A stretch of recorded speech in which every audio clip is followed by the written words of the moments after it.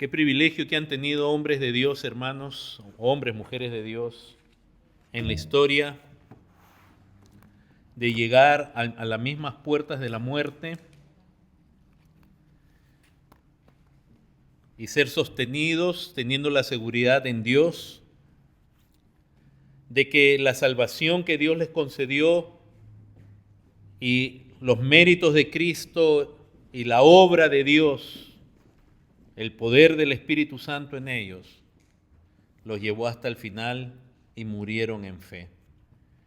Esta no es la verdadera salvación de Dios, hermano, no es algo ligero, es algo glorioso, es algo que va más allá de lo que nosotros somos, porque no ha dependido ni siquiera de nosotros, de mérito en nosotros, sino de la pura bondad y gracia de Dios. Cuán grande es Dios. Y en Él podemos estar seguros. Pero mientras estamos en este mundo luchamos, tenemos luchas, aún en nosotros mismos. La palabra dice que el deseo de la carne es contra el espíritu, y el del espíritu es contra la carne. Y estos se oponen, dice entre sí, para que no hagáis lo que quisiere. Pero y aún de afuera también, y preocupaciones, algunos tienen sus seres más queridos que no son creyentes, o algunos no están seguros si son, no son, parecen, pero... Y tantas situaciones que enfrentan, pruebas, etcétera, pero saber que Dios está con nosotros. Y Él no está dependiendo de nosotros, nosotros dependemos de Él para llegar hasta el final. Y hemos tenido la dicha, hermanos, de compartir estas semanas acerca de qué significa que Dios haya venido a morar en nosotros, en el Espíritu. Pentecostés, en la historia de la redención, es un momento tan glorioso, tan grande, porque para mí me maravilla cómo la grandeza del amor de Dios, porque Él crea al hombre, lo crea ya en su presencia, tiene toda bendición espiritual, natural, todo. El hombre peca, y puesto que Dios es infinitamente santo, Él lo saca al hombre del huerto, pero no sin una promesa de salvación, que Él va desenvolviendo a través de los siglos con los llamados patriarcas prediluvianos, postdiluvianos, hasta que con Abraham va a comenzar a formar una descendencia que va a llegar a ser una nación. Pero como nación ellos fracasan en la fe. Y entonces, pero Dios no se olvida del pacto, la promesa que aún desde el día de la creación Él dijo cuando dice la Escritura que en el capítulo 1 de Génesis que Dios los bendijo. Y continúa Dios a pesar de nuestro pecado y rebelión en el deseo de bendecir a hombres. Y Él mora con hombres de Dios, vemos en el Antiguo Testamento, mora con Israel en el santuario que Él mismo establece, el tabernáculo y el templo. Y ahora que Él venga a morar en nosotros es algo que, de haber sido echados del huerto, ahora que venga a morar en nosotros, es algo que no tiene comparación. Y por eso cuando hablamos de Pentecostés y de lo que es el Espíritu Santo, sobre todo el tema de la llenura, nunca olvidemos, hermanos, nunca olvidemos, primeramente, quién es el Espíritu Santo. Es una persona, no es una cosa, no es una energía, no es una fuerza, es un ser, es Dios. Se le llama la tercera persona de la Trinidad, de nuevo, no porque es menos Dios que el Padre o que el Hijo, tiene menos gloria. Es un solo Dios, no son tres dioses. Pero en la economía de la deidad, el rol que él ejecuta en la creación y en la redención, se le llama de esa manera. Pero Él es una persona, Él tiene voluntad, Él puede ser ofendido, contristado. Él tiene mente, Él lo sabe todo, Él habla, Él aconseja. El Espíritu Santo no es algo etéreo por ahí. Pudiéramos decir, tiene sentimientos, no humanos, sino divinos. Y es igual en sustancia con el Padre y con el Hijo eterno, glorioso, todopoderoso. El Hijo fue quien se encarnó para redimirnos, pero es el Espíritu Santo que solamente por a la condición y posterior a la redención tan gloriosa de Cristo es que ha venido a morar en los creyentes. Y debemos siempre recordar lo que la Biblia nos dice de qué es lo que hace el Espíritu Santo. Por eso que, si se dan cuenta, cuando hemos estado mencionando pasajes hoy día y en semanas pasadas del Espíritu Santo, su obra, la llenura, etcétera, siempre damos el contexto para que ustedes sepan, porque la Biblia te está diciendo, esto es lo que es ser lleno del Espíritu Santo. Esto es lo que es la manifestación del Espíritu Santo. Y no la falsificación que vemos hoy día, que hay dentro del cristianismo de lo que se supone que es el Espíritu Santo, con falsas señales, falsas evidencias, o de lo que se supone que es ser iglesia. La Biblia lo dice, no, tú no necesitas creerme a mí porque soy el pastor. La Biblia te presenta lo que Dios dice. Y recuerda, Dios, el Espíritu Santo es co-creador junto con el Padre. Él regenera al hombre, Él puede cambiar a la persona, lo cual nosotros no podemos hacer. Él produce convicción, Él produce vida, Él produce poder en el creyente. Y Él va transformando, va produciendo fruto, transformando el carácter de una persona, que es más que el temperamento. Es lo que es y produce amor, gozo, paz. Produce valentía, produce poder en la adversidad, en las horas más difíciles. El creyente puede orarle a Dios y decirle, Dios, mira, estoy frente a esto, yo en mí mismo no puedo atravesar, voy a desmayar, Dios, llévame a través de esto. Él es quien ha revelado las Escrituras y Él es quien nos ilumina para entender bien las Escrituras. Él intercede por nosotros, está en nosotros y Él intercede por nosotros, dice la Escritura, con gemidos indecibles, lo cual no significa el don de lenguas. Esa es una forzada interpretación. Gemidos indecibles significa obviamente eso que Él gime también por nosotros. Él ve nuestra necesidad, Él sabe de nuestra flaqueza en todo aspecto, debilidad, la debilidad moral que tenemos también, todavía en nosotros mismos. Indecible significa que no se puede repetir, no hay manera de que alguien nos diga exactamente cómo Él intercede por nosotros. El Espíritu Santo guía al creyente, le hace permanecer hasta el fin, y me impactó mucho en el último canto cuando se canta que el Señor es nuestro sostén, y dice en una parte, decía, ni a la misma muerte temeré. De pronto en ese instante yo estuve consciente que un día voy a estar a las puertas mismas de la muerte. No sé cuándo. Quizás esté consciente, hay algunos que han partido de este mundo y ni siquiera han tenido tiempo de pensarlo. Pero quizás un día vamos a estar a las puertas de la misma muerte y sabremos que atravesaremos ese portal a la presencia de Dios por quién es Dios y por lo que Él ha hecho en nosotros. Él nos va a hacer permanecer en Cristo hasta el final. Y hermanos, por eso las mismas Escrituras nos dan testimonio acerca de la persona y de la obra del Espíritu Santo. Yo quiero que tengan sus Biblias a la mano, la abran en Lucas. Quiero mencionarles esto, hermanos. La Biblia favorita de lectura que yo tengo, es una Biblia en inglés, de una versión, la ESV, pero no es por la versión, es porque los que compusieron esta Biblia la han colocado de tal manera que cuando tú lees, tú ves la historia que se narra. Muchas veces en el esfuerzo en las Biblias que tenemos normalmente, que son Biblias de estudio con comentarios, el esfuerzo es justamente de hacernos entender detalles, llevarnos a otros pasajes y poner comentarios, y entonces se hacen 2 columnas y los versículos están más apretaditos que a veces uno deja de ver la historia que se está narrando. No digo que son malas, yo las tengo, es la Biblia que más uso aún para predicar, pero en esa otra Biblia tú lees la Escritura y tú ves la historia.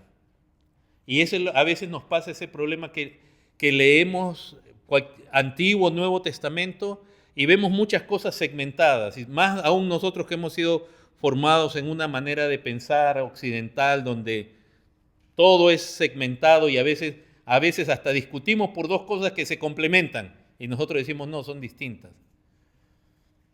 Y acá en Lucas yo espero que ustedes, vamos a ver varios versículos, pero que puedan ver lo que el mismo Espíritu Santo a través de Lucas nos está tratando de mostrar. En el capítulo 1, por ejemplo, de Lucas,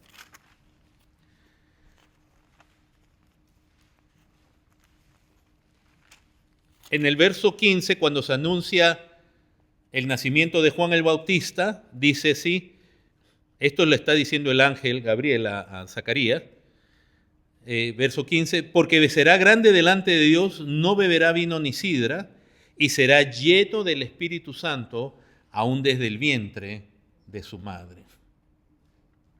Miren, esto es interesante porque acá vemos un principio que, ¿se acuerdan cuando Pablo le dice a los efesios, no os embriaguéis con vino, sino sed llenos? Y miren cómo el ángel Gabriel está mencionando algo que tiene un paralelo con lo que menciona Pablo. ¿Por qué? Juan el Bautista era un nazareo en ese aspecto, una consagración donde no podía beber vino ni sidra. Y como que Dios le cerró la puerta en ese aspecto a Juan el Bautista para que no se embriague. Porque es lo que decíamos a la apertura del culto, son las disipaciones, es el darse a cosas carnales o a placeres, lo que muchas veces limita la obra del Espíritu Santo, porque lo estamos contristando, y más la llenura. Pablo es drástico, Pablo no dice te prohíbo tomar vino, probar el vino, dice no se embriaguéis, sé llenos del Espíritu Santo. Y aquí de Juan el Bautista se dice que no toque ni el vino ni nada, y va a ser lleno desde el vientre de su madre. Y acá el mismo pasaje te está diciendo, y hará que muchos de los hijos de Israel se conviertan al Señor de ellos. ¿Se dan cuenta cómo la Biblia te va presentando el Espíritu Santo? No te dice que va a producir temblores en la gente, gritos, torsiones, caídas, rotaciones y escándalos. Eso. Ya después les voy a decir de dónde viene todo eso. Pero mire, te está diciendo, el Espíritu Santo entonces lo va a usar como un medio de convertir, dice ver, e irá delante de él con el espíritu y el poder de Elías, que se refiere al Espíritu de Dios, para hacer volver los corazones de los padres a los hijos y de los rebeldes a la prudencia de los justos, para preparar al Señor un pueblo bien dispuesto. Hermano, el Espíritu Santo tiene un plan en la redención tan glorioso y poderoso de hablar la palabra, de decirnos quién es Dios, de convertir a la gente, que reducirlo a unas señales falsas, entre paréntesis, extra bíblicas, no bíblicas, y muchas de ellas antibíblicas, que es peor todavía. No es eso. Lucas 1, 35. En la anunciación a María, el mismo ángel Gabriel dice, respondiendo el ángel le dijo, el Espíritu Santo vendrá sobre ti y el poder del Altísimo te cubrirá con su sombra, por lo cual también el santo ser que nacerá será llamado Hijo de Dios. Miren el Espíritu Santo en su poder creativo. Algunos dicen, yo no estoy de acuerdo con esa interpretación, pero tampoco voy a caer en enemistad con un hermano, un pastor, porque diga que el Espíritu Santo tomó un óvulo de María para formar a Jesús. El Espíritu Santo no necesita un óvulo de María. Por ahí se anda diciendo que se ha encontrado sangre con solo 26 cromosomas y es la sangre de Jesús porque solo tiene de María. Igual María era pecadora. Si él lo hubiera tomado de María, hubiera tomado de la naturaleza pecaminosa de María, como de José. Por eso él no es hijo en ese aspecto. Él fue engendrado por el Espíritu Santo. Pero miren de nuevo, el Espíritu Santo en su poder creativo, capítulo 1, verso 41, cuando María encinta llega donde su prima, dice, verso 41, y aconteció que cuando oyó a Elizabeth la salutación de María, la criatura saltó en su vientre. ¿Quién era esa criatura? Juan el Bautista, que iba a ser lleno ¿Desde dónde? Desde el vientre de su madre, algo tremendo. Y Elizabeth, ¿qué dice? Fue llena del Espíritu Santo y entonces se desmayó, ¿no? Le dio temblores, ¿no? Se le voltearon los ojos. No, ¿qué hizo? Llena del Espíritu Santo, exclama y miren qué hay. Alabanza a Dios. Esa es evidencia de que el Espíritu está en un corazón. Puede ser una persona que recién se ha convertido y si el Espíritu está en su vida, lo que hay es gratitud a Dios, alabanza a Dios. Su exclamación dice, bendita tú entre las mujeres, bendito el fruto en tu vientre. ¿Por qué se me concede esto a mí? La humildad, etcétera. Hay un entendimiento del plan de Dios. Ella supo. Miren, Elizabeth pudo haberla visto a María y haber dicho, ay, ahora me vienes con el cuento que fue un ángel que te dijo eso. Porque imaginen lo que es venir una joven y decir, estoy encinta. Y todavía no estoy casada. Ella sabía. El Espíritu Santo produjo esa convicción. Capítulo 1, verso 67, después que nació Juan, en el verso 67 dice, Zacarías su padre fue lleno del Espíritu Santo. ¿Y qué hizo? La misma escritura te está diciendo. Y profetizó. Ahora, hermanos, lo que profetiza Zacarías ahí es, wow, es tremendo. No tenemos el tiempo. Lo único que te estoy tratando de indicar es que si alguna vez tienes duda o no te expongas a los falsos maestros. Pero si alguna vez tienes dudas, ve a la palabra y lee cuando la misma palabra te dice que es el Espíritu Santo que hace. Este hombre profetiza y lo que profetiza es salvación para el pueblo de Israel. Es algo tremendo. Capítulo 2. El Señor Jesús nació y hay un hombre que ya anciano, viejo, en el verso 25 dice que había en Jerusalén un hombre llamado Simeón, este hombre justo y piadoso, esperaba la consolación de Israel y el Espíritu Santo estaba sobre él. Le había sido revelado por el Espíritu que no vería la muerte antes que viese al ungido del Señor. Movido por el Espíritu vino al templo y cuando los padres del niño Jesús lo trajeron al templo para hacer por él conforme al rito de la ley, circuncisión, etc., él le tomó en sus brazos y bendijo a Dios. Ese es un hombre que está bajo el Espíritu Santo. Y ahí fíjense que ahora usa esta expresión, el Espíritu Santo estaba sobre él. Se habla entonces, ¿qué habla? De la influencia, del poder del Espíritu Santo en una persona. No es que Dios está tratando de hacernos distinción, que una cosa es ser lleno, otra cosa es bautizado, otra cosa es que el Espíritu cayó y otra cosa es que el Espíritu esté sobre. Nosotros nos fijamos en algunos, hacemos un dogma de palabras cuando la idea de Dios de comunicarnos es simplemente decir, el Espíritu Santo estaba sobre esta vida. ¿Y qué hizo? Fue glorificar a Cristo, reconocer al Mesías, al ungido, gozarse, darle gracias a Dios.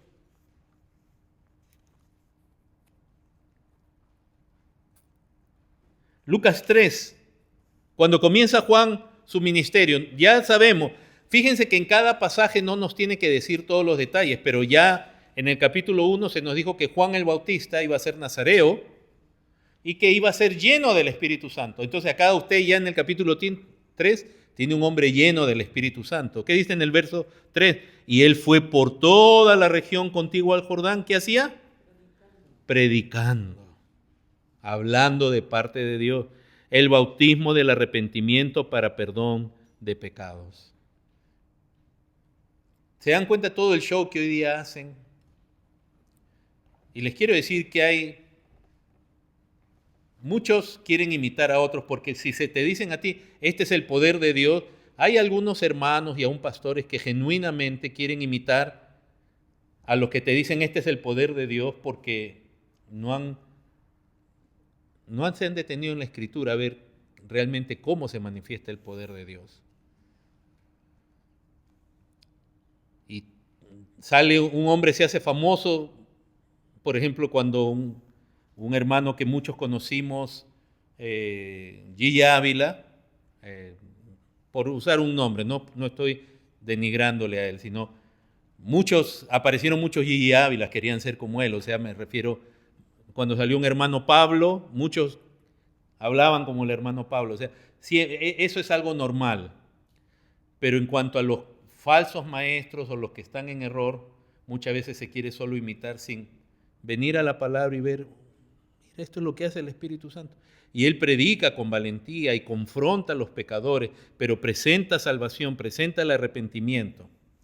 Y en el verso 16, Juan, la gente creía que él posiblemente era el ungido y él dijo que no. Dice, respondió Juan diciendo a todos, yo a la verdad os bautizo en agua, pero viene uno más poderoso que yo, de quien no soy digno de desatar la correa de su calzado. Él os bautizará en Espíritu Santo y fuego. Él es Cristo. Por eso es que cuando leímos la semana pasada en Juan, en la última cena que el Señor tuvo con sus discípulos, Él le decía, y yo rogaré al Padre, y Él os enviará otro Consolador. Y después le dice, y yo os enviaré del Padre el Consolador. Hermanos, el Espíritu Santo es una gracia dada por Dios. Por eso en Pentecostés, capítulo 2, dice que vino del cielo un viento recio. Vino del cielo. No hay hombre que pueda dar el Espíritu Santo. Esa es una blasfemia. No hay apóstol, no hay profeta, yo no tengo ningún poder de ponerle las manos a alguien y que reciba el Espíritu Santo. Y ya hemos explicado que muchos pasajes, como ustedes están viendo aquí, ¿alguien le impuso las manos a Juan el Bautista? ¿Alguien le puso las manos a Simeón? Hay muchos pasajes donde nadie impuso las manos, porque hubo imposición de manos porque viene de Dios. Y más bien uno debe correr de aquellos que dicen, yo voy a orar por ti y tú vas a recibir el Espíritu Santo. Hay que tener cuidado. Porque el requisito para recibir el Espíritu Santo es ser creyente. Lo que te tienen que dar es el Evangelio. Si tú crees en el Evangelio y te arrepientes, como decía Pedro a los judíos convertidos, recibirás el don del Espíritu Santo. No, yo no te lo voy a dar, dijo Pedro. O sea, Pedro no dijo, yo te lo voy a dar. Arrepentíos y bautícese cada uno en el nombre del Señor Jesucristo, para perdón de pecado, y recibiréis el don. Es un don, es una dádiva. Por lo tanto, eso viene de Dios. Y nadie debe pedir ni ofrendas, ni promesas, ni nada, ni pactos. Todos los que piden algo a cambio del Espíritu Santo, yo no quisiera estar en sus zapatos en el día del juicio de Dios, por haber ellos cobrado por algo que era gratis. Gratis porque Cristo ya pagó.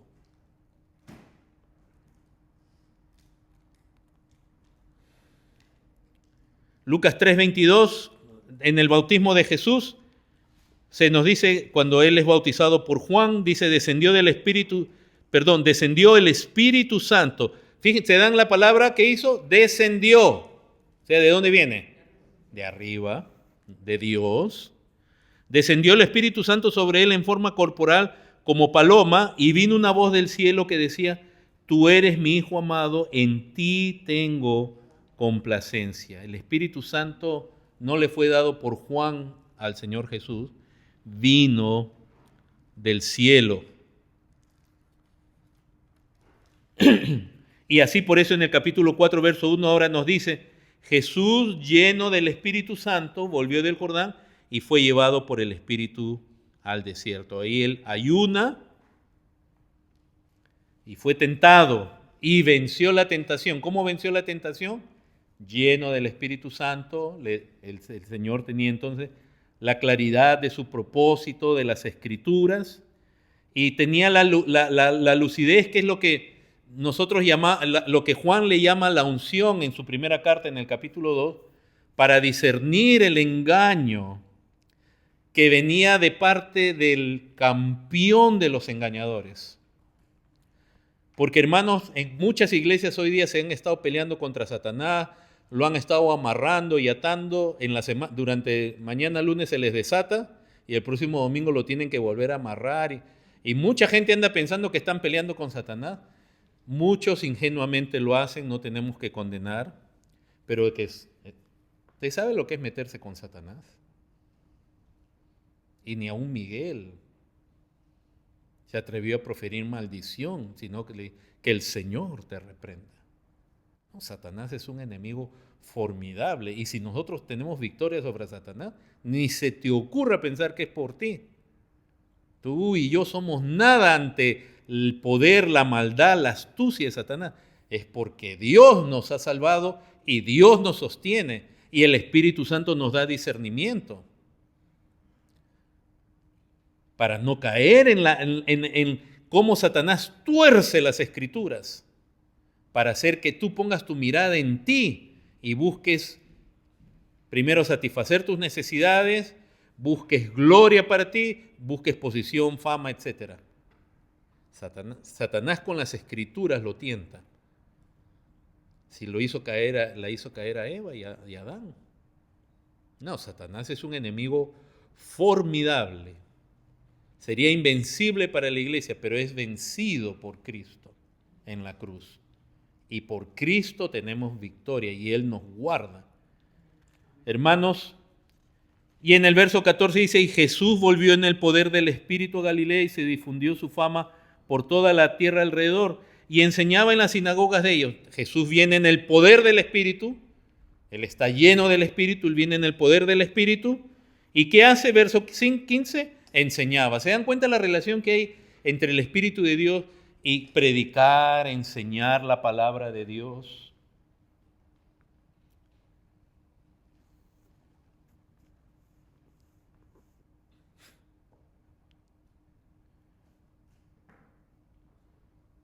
Y él viene a Nazaret, en el verso 16, donde se había criado, en el día de reposo entró en la sinagoga, conforme a su costumbre, se levantó a leer, se le dio el libro del profeta Isaías, y habiendo el libro halló el lugar donde estaba escrito, Isaías 61, que dijo el Señor, el Espíritu del Señor está sobre mí. Y por eso, háganse a un lado que voy a remolinear.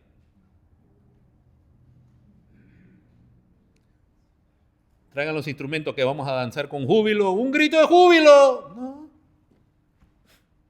Todo eso es emocionalismo. Y no es que no valga en la iglesia alegrarse y en algunos momentos y cantar canciones alegres, no, pero eso no significa necesariamente el Espíritu Santo. Yo en el mundo me alegraba con canciones paganas, con canciones pecaminosas.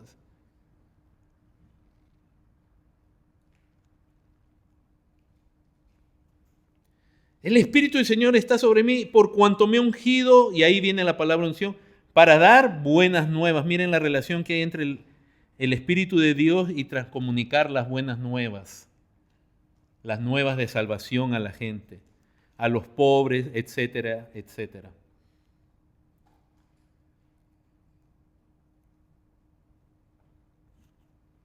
Lucas 11. Yo estoy tomando un libro nomás, hermanos, porque en tanto pudiera, y no se trata de mordisquear, pero de pronto usted no se había dado cuenta que al leer el Evangelio, miren, ahora de pronto comienza a tomar realce la persona del Espíritu Santo en el Evangelio y en la vida de Cristo y de los hombres de Dios. De pronto tú solamente leías lo que Jesús hacía y está bien, ¿no? Pero ahora como que de pronto dices, wow, el Espíritu Santo estaba ahí y pasaban estas cosas. Aquí este pasaje es donde dice el Señor en el verso 13, si vosotros siendo malos sabes dar buenas dádivas a vuestros hijos, ¿cuánto más vuestro Padre Celestial dará? ¿Quién lo da? Ya más claro ya no puede quedar. Si usted se deja imponer las manos por un hombre diciendo que Él le va a dar el Espíritu Santo, la condenación suya es justa. Pues ya más claro no puede ser esto. Si usted se expone a esa presión, por eso ni aún a esos eventos, a veces ni invitados, uno debe ir. Por quedar bien con el tío, la tía, el primo, la prima. Si usted se expone a esas cosas, y ese es asunto suyo. El Padre dará el Espíritu Santo ¿a quiénes? ¿A quiénes? A los que se lo pidan. ¿Quiénes se lo van a pedir? ¿Cómo pedimos a Dios nosotros en la oración? Por eso, cuando hablamos nosotros de cómo ser llenos del Espíritu Santo, lo único que mencionamos es la mención que hace las Escrituras, que cuando el Señor les dice, esperen en Jerusalén a sus discípulos, hasta que el Espíritu los haya venido sobre ustedes, los haya bautizado, ellos estaban, ¿qué cosa? Orando. Y en la oración tú muestras tu necesidad a Dios. Y acá dice a los que se lo pidan. Qué precioso sería que de verdad nosotros le estuviéramos diciendo a Dios, Dios realmente lléname, necesito, obra en mi vida, guárdame, Señor. Pero bueno, cuando alguien no tiene necesidad, es porque cree que de nuevo uno tiene lo que uno le hace falta para este caminar. Luego ustedes verán que al Señor lo acusan de echar espíritus por Belcebú, por Satanás, lo cual es increíblemente una herejía. Ahí en el verso 20, el Señor le responde,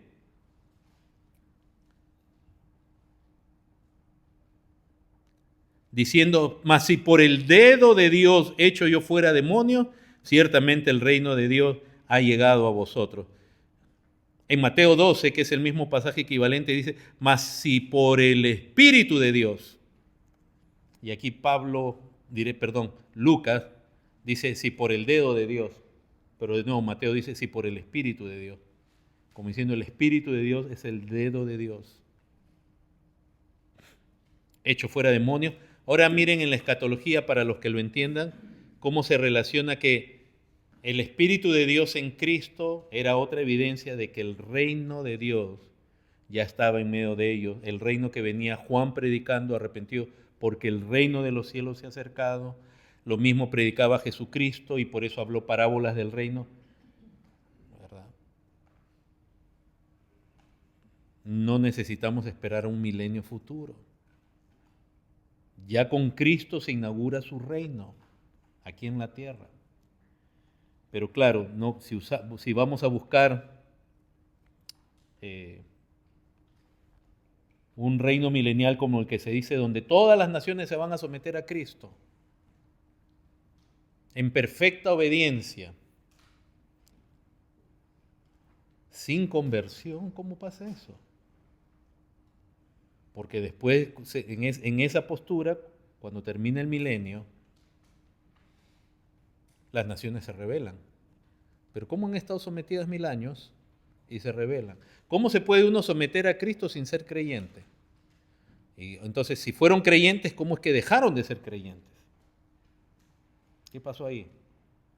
No camina con las doctrinas de la salvación, de la soteriología, ni de la neumatología. Lucas 12, verso 10. A todo el que dijere alguna palabra contra el Hijo del Hombre le será perdonado, pero al que blasfemare contra el Espíritu Santo no le será perdonado.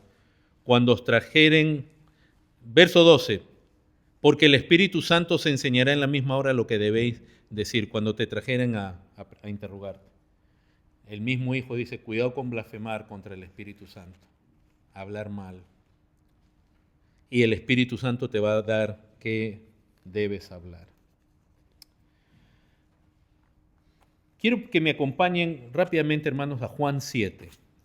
Ojalá pudiéramos leer también Juan como lo hemos estado haciendo, pero Juan también menciona, ¿verdad?, que a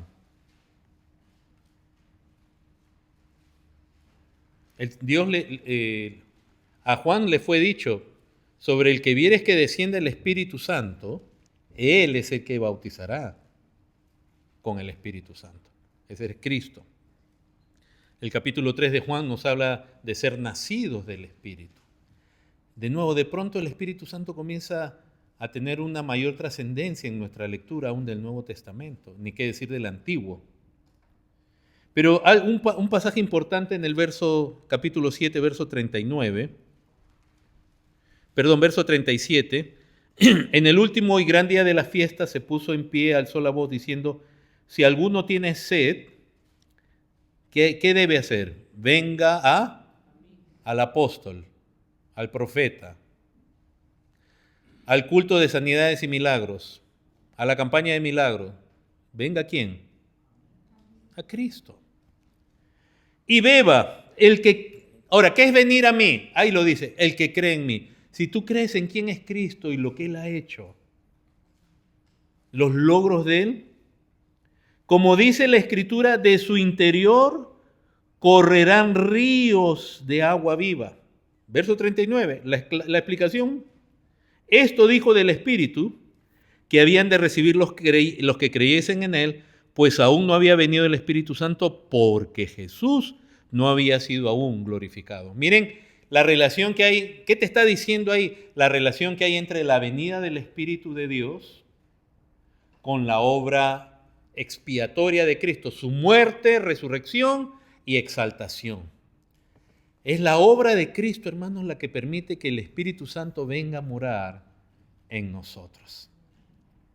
Y Él ya está en ti. Si tú has creído en Cristo, el Espíritu Santo ya está en ti. Lo que nos falta es no contristarlo, no estar haciéndole la guerra. Entonces, hermanos, en las Escrituras ustedes van a encontrar expresiones para el Espíritu Santo como el don del Espíritu Santo en Hechos 2:38. Arrepentíos y recibiréis el don. Recuerden, don es una gracia, es una dádiva a los creyentes. Van a encontrar la expresión, seréis, en Hechos mismo, capítulo 1, el Señor dice, seréis bautizados con el Espíritu Santo, ¿no? ¿Y qué significa bautizar? Es sumergir. Ahora, hermano, aquí sí hay dos puntos de vista en los cuales yo no estoy en ninguno de los dos. Por un lado, es obvio que en Juan, capítulo 20, verso 22, el Señor sopló y les dijo, recibid el Espíritu Santo. Y esto fue antes de Pentecostés.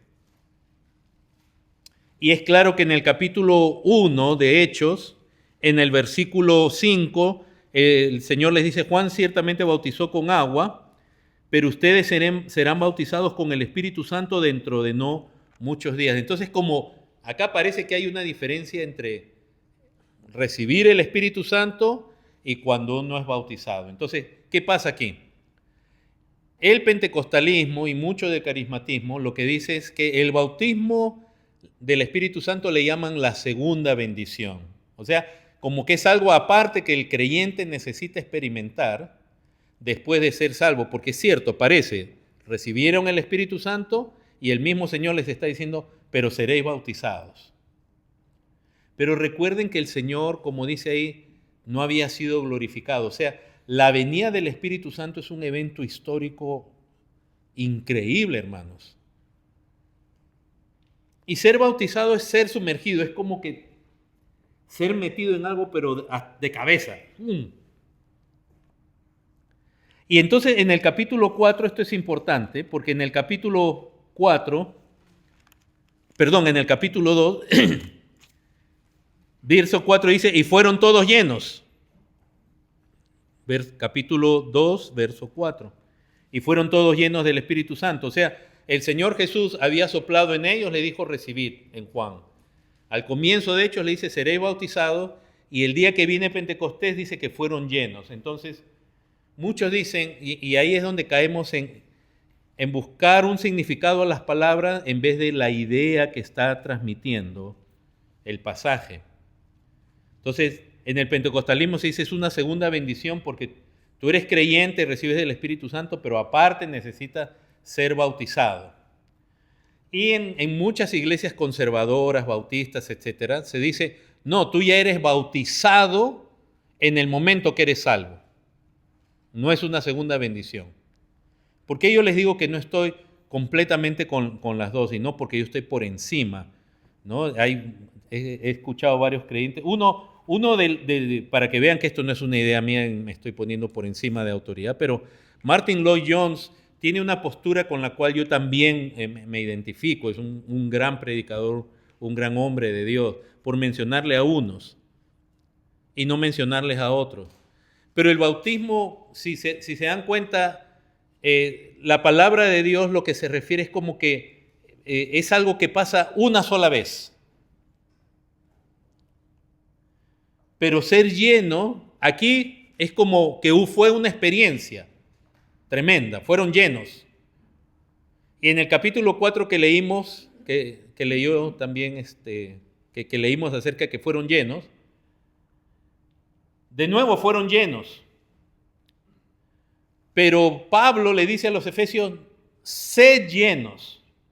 O sea, tenemos que ver cómo que se presenta que la experiencia, la vida, la vivencia del Espíritu Santo tiene momentos donde uno, digamos, como que está saturado y hay una manifestación especial en la persona. Pero la llenura con el Espíritu Santo debiera ser un estado. Es decir, definitivamente en el creyente hay momentos donde, entre comillas voy a usar esta expresión, se siente más la presencia de Dios. De pronto, momentos muy especiales a veces en la vida del creyente. Y cuando uno ve el testimonio de las Escrituras, y uno lo ve también aún con el testimonio de creyentes contemporáneos, uno dice, a eso se refiere. No a que cada vez que alguien es lleno es bautizado. No, uno es bautizado una sola vez. Y uno es llamado a ser lleno, pero definitivamente hay momentos donde el Señor, en su soberanía, como que nos llena y hay una expresión de llenura que en otros momentos no se da, aunque sea un hombre o una mujer de Dios y esté lleno del Espíritu Santo.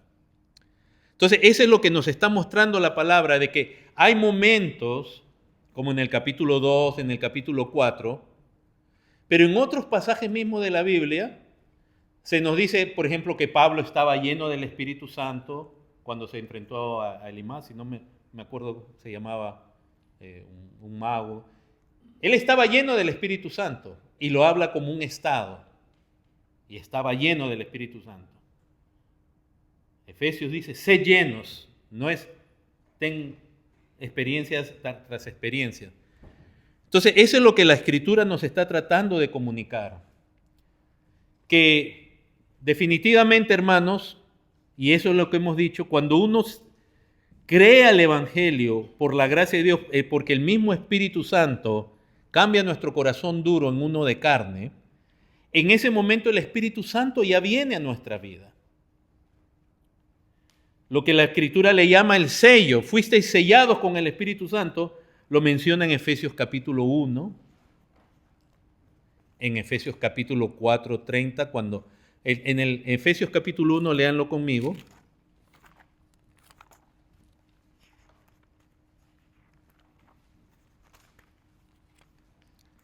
Verso 13 dice, en él también ustedes, vosotros, habiendo oído la palabra de verdad, el evangelio de vuestra salvación, y habiendo creído en él, fuisteis sellados con el Espíritu Santo de la promesa.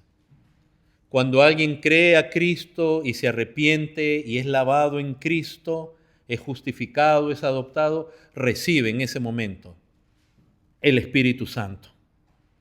Lo mismo dice en el capítulo 4, verso 30, cuando dice, no contristéis al Espíritu Santo de Dios, con el cual fuisteis, ¿qué? Sellados para el día de la redención, ya fuisteis sellados. Y si retrocedes un libro más, nomás Gálatas capítulo 3,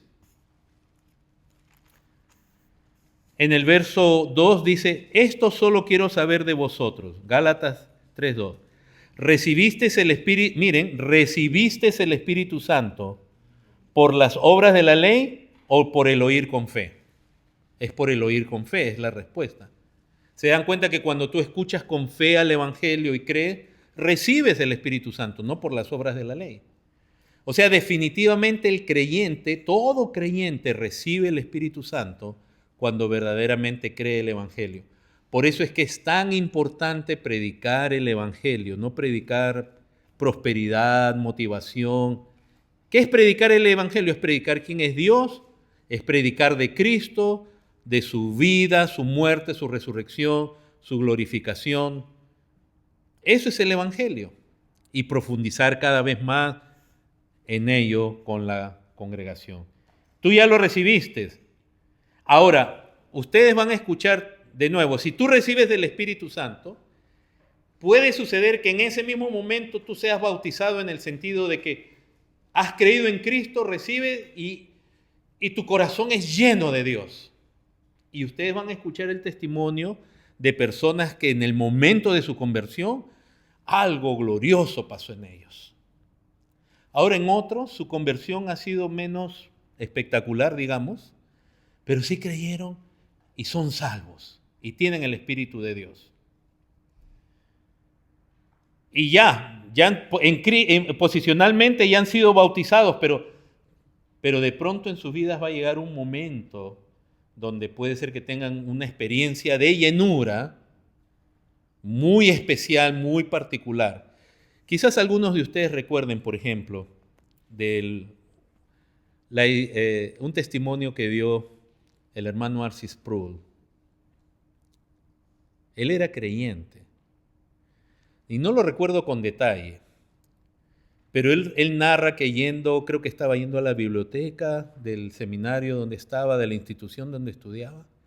De pronto, él fue embargado por una, ¿cómo llamarle?, sensación de la presencia de Dios. Él dice que eso le pasó una vez en su vida, pero fue una cosa que fue una experiencia. A eso se refiere esos momentos donde dice, porque la palabra nos dice, sé lleno toda tu vida, sé lleno constantemente. Sin embargo, hay momentos donde la Escritura real y fueron llenos y como que ¡boom!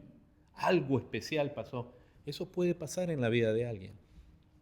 No necesariamente frecuente, pero lo que la palabra sí nos llama es a ser llenos continuamente. Entonces, el bautismo con el Espíritu Santo es una sola vez, es Dios, el Espíritu Santo, sumergiéndonos en Cristo y en su cuerpo, identificándonos con Cristo, pero esas experiencias de la llenura pueden ocurrir.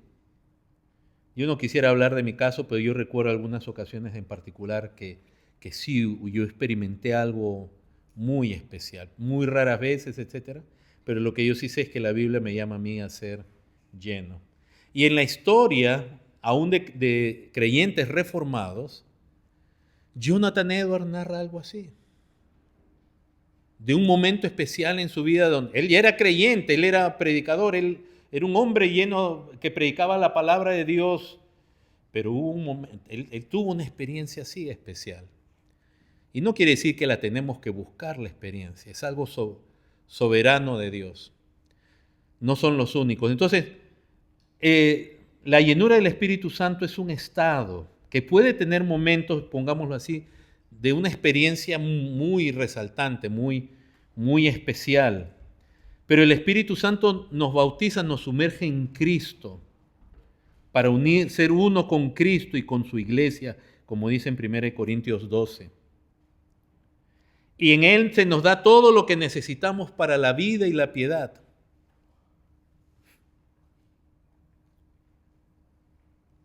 Entonces, no se olviden, la llenura del Espíritu Santo primeramente es un estado, él debiera ser el estado normal del creyente, clamándole a Dios, no contristando al Espíritu, no andando en la carne, no creyendo otro evangelio que nos aparta de la llenura del Espíritu Santo, porque comienzas a confiar en tus obras, o caes en legalismo o caes en libertinaje. Entonces la llenura del Espíritu Santo es un estado que puede tener experiencias especiales, como la que se nos narra aquí. O sea, el énfasis no es en hacer una segunda bendición, ni tampoco decir, bueno, el Espíritu Santo se recibe solo cuando nos convertimos, lo cual es cierto, y nunca más tú puedes tener una experiencia especial. No la buscamos, no la inducimos, pero son muchos hombres de Dios que tuvieron. En el Antiguo Testamento, por ejemplo, pudiéramos narrar cuando Dios toma del espíritu que había en Moisés, ¿se acuerdan? Y lo pone sobre 70 ancianos. Le dijo, ¿tú sabes que son ancianos? De pronto esos hombres comenzaron a profetizar. ¿Ellos profetizaban? No era normal en ellos. Lo mismo pasó con Saúl. Una situación. Ahora, el Espíritu Santo vino sobre Saúl, después, posteriormente, el rey Saúl. Y comenzó a profetizar al punto que si hubo un dicho, la gente decía, ¿que Saúl entre los profetas? Hasta que el Espíritu de Dios se apartó de él. Pero si ustedes ven la vida de Saúl, no se caracterizaba por siempre estar profetizando. Sin embargo, el Espíritu de Dios estaba con él. Entonces, esos momentos donde ha habido una impartición especial, eso se puede dar en las vidas de creyentes. Elías, ¿tenía el Espíritu de Dios? ¿Quiere decir que cada segundo de su vida hacía milagros? No, no quiere decir eso. Pero hubieron momentos donde él tuvo esa convicción y Dios lo usó para hacer milagros. Entonces son expresiones. Cuando se dice en Hechos 10 que el Espíritu Santo cayó sobre todo, es que descendió, viene de Dios. Y ustedes van a escuchar mucho una frase muy trillada y muy mal usada, la unción, que si tú tienes la unción, que la unción está tomada del Antiguo Testamento, pero la unción, como se menciona en el Nuevo Testamento, en Primera de Juan, en el Antiguo Testamento era para consagrar a los sacerdotes y los utensilios, por ejemplo, del tabernáculo. Se derramó el aceite también sobre David, sobre reyes, algunos profetas se ve, etc. Pero en el Nuevo Testamento es la unción, es la que nos hace permanecer en Cristo. Y por último se habla de la plenitud del Espíritu Santo. Yo escuchaba a un pastor que decía, y yo entiendo, no lo estoy condenando, no, de pronto es de nuevo en esa confusión que hay hoy en día. Él dijo, y Dios me llenó de su plenitud. Y ahí confundimos. Hermanos, si usted tuviera sed y estuviera frente a una piscina de agua de la cual usted puede tomar, la plenitud no cabe en usted, pero usted sí puede ser lleno, ¿verdad? De pronto agarra una jarra de medio litro, la toma y fue lleno. Eso no quiere decir que toda la plenitud entró en usted. O sea, hay que tener cuidado porque algunos sí insinúan como que la plenitud del Espíritu está en ellos, como si ya tuvieran unos poderes sobrenaturales y casi ya pasando de ser humanos a divinos, a seres divinos. No, la plenitud solo se posó en Cristo, porque en Él se dijo, tú eres mi Hijo amado, en quien tienes complacencia. Y Juan dice que de su plenitud tomamos todos, y gracia sobre gracia. O sea, la plenitud del Espíritu Santo, quien es Dios y es eterno, no puede caber, digamos, en ninguno de nosotros. Sin embargo, Él nos llena. Y por eso quiere que crezcamos y crezcamos en Cristo. Y se supone que iba a hablar ya de los dones, pero no va a dar el tiempo. Quiero terminar con esto, hermanos. Tratando también de explicar. Y entonces, ¿por qué está pasando así hoy día en la iglesia? ¿Y por qué hay muchos, de pronto, hasta buenos hermanos que caen en esas tendencias que se dicen ser la llenura, el bautismo del Espíritu Santo, la unción, y que no vemos en las Escrituras? Hay que entender algunos conceptos, hermanos. Un concepto que hay que entender es el concepto de espiritualidad. El hombre fue creado para tener comunión con Dios, y Dios es espíritu. Nosotros no solo somos materia, tenemos una parte inmaterial, el alma. Y hay una realidad inmaterial que primeramente comienza en Dios, quien es espíritu, a quien no vemos con nuestros ojos. Hay seres también inmateriales, los ángeles y aún los demonios. Hay una realidad inmaterial de la cual a nosotros poco se nos dice en las Escrituras, y lo que no se nos dice en las Escrituras no debemos meternos, porque las cosas ocultas pertenecen a Dios, pero las reveladas son para nosotros y para nuestros hijos. Lo que Dios quiso revelarnos, eso es, no te metas a escudriñar las profundidades de Satanás, como dice en Apocalipsis. Entonces, por un lado es cierto, mucha de la iglesia cayó en un intelectualismo donde en la práctica se negaba, y aún hoy día hay muchas iglesias de denominaciones conservadoras, bautistas, presbiterianas, etcétera, que aún pueden ser buenas iglesias, pero en la práctica han llegado a un materialismo donde es como si se negara toda situación espiritual. Y a pesar que lo creen, porque de pronto el pastor predica y te habla de Dios, espíritu, de ángeles en algún momento, cuando corresponde el ángel, sobre todo en diciembre, cuando se habla del nacimiento del Señor, los buenos pastores te van a estar hablando que el ángel Gabriel reconocen, pero en la práctica somos materialistas, solo la materia existe. Así que todo problema de todo hermano en una iglesia es solamente psicológico o psiquiátrico o médico, o sea, ya no hay, de pronto alguien cae en un estado de esquizofrenia, de cosas, y no podemos nosotros decir, quizás hay algo espiritual ahí, ¿no? Y pasa así, y es como si no quisiéramos mencionar, nos fuimos al otro extremo. Hay otro extremo del llamado cristianismo que al contrario tiene una atracción por todo ese universo trascendente, digamos. Entonces hay una espiritualidad sana. ¿Cuál es la espiritualidad sana? Es nuestra relación con Dios por el Evangelio, en el Evangelio. Cuando el creyente vive en comunión con Dios, con Cristo, ¿verdad? Nuestro Dios es espíritu y el Espíritu Santo está en su vida. Esa es una espiritualidad genuina, pura. Está en comunión con Dios, está dando fruto, está buscando honrar a Dios. Bíblicamente define su vida espiritual. Esa es una espiritualidad sana. Pero también hay otro concepto que es espiritualismo, donde tú también crees en que hay una trascendencia, hay algo trascendente, Dios, espíritus, ángeles, lo cual digo, su lado bueno es que no se queda solo en el materialismo, ¿verdad? O sea, sí hay cosas más allá que no vemos. Crees en seres espirituales y crees también en experiencias que puedes tener. ¿Cuál es la diferencia que yo hago en cuanto a espiritualidad bíblica, sana, real, genuina? ¿No? Vemos al Señor Jesús donde en momentos Él se enfrentó a demonios y en muchas denominaciones parece que los demonios ya no existen ni tienen actividad. Es una espiritualidad genuina. Pero el espiritualismo es cuando la gente se mete a todo ese mundo, pero fuera del contexto de las Escrituras y del Evangelio. Y entonces comienzan a buscar demonios de aquí y a reprender y a atar potestades y territorio. ¿Y cuánto de la iglesia está metido en ese universo? Donde están hermanos acá en Estados Unidos, hasta ahora hay un movimiento de supuestamente apóstoles donde van de región en región para identificar qué potestades controlan tal región, porque según el libro de Daniel. Y hermanos, aunque la Biblia nos habla de potestades y principados y en Daniel uno pudiera concluir que de pronto el príncipe de Persia era un demonio, etcétera, una potestad. Pero la Biblia no nos dice, métete en ese mundo.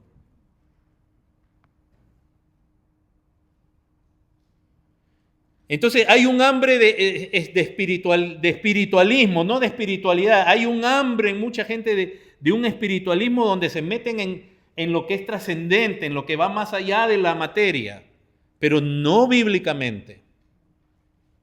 Y algunos quizás han puesto un pie ahí y gracias a Dios de pronto es una buena iglesia, pero y han metido solo un pie ahí. Pero cuando tú pones un pie en un lugar, de pronto también hay la tentación de poner el otro y seguirte yendo por allá. Y muchas iglesias lo que practican no es una espiritualidad bíblica, sana, genuina, en el Espíritu Santo, conforme al Evangelio, conforme a lo que Dios dice en su palabra, sino lo que practican es espiritualismo. Pero hay un tercer concepto que es más peligroso, hermanos, y es el espiritismo. El espiritismo no es la espiritualidad bíblica y es peor que el espiritualismo, porque el espiritismo es ya donde se meten creencias que vienen del oculto. Y lamentablemente en el llamado cristianismo se practica, hermanos, espiritismo también, y a veces no se dan cuenta.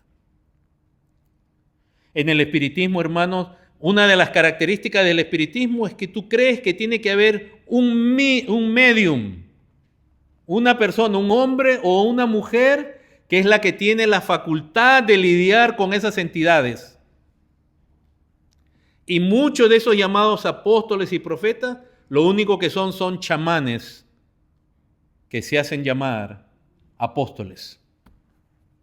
Y la gente que le ha dicho, ven, ser cristiano, y antes lo que hacían era creer en el horóscopo, o en que alguien le lea la mano, o en que alguien le haga una limpieza, que alguien le traiga el ser amado.